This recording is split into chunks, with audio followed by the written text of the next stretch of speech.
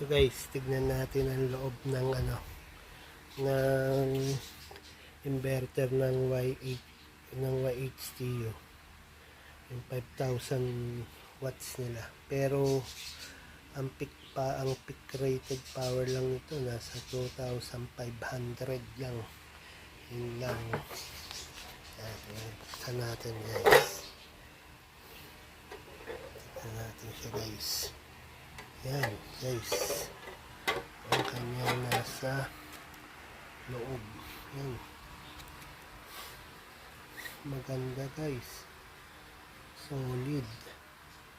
Solid ang kanyang pagka-inverter. Tapos yan. Lalaki rin yung kanyang capacitor. Yan. Ganda. Tapos kanyang mga MOSFET.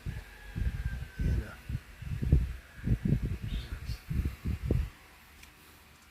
Ganda siya guys.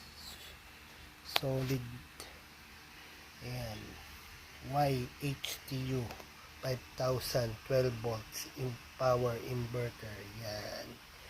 Yan ang gagamitin ko sa aking setup. Ayan. Ganda.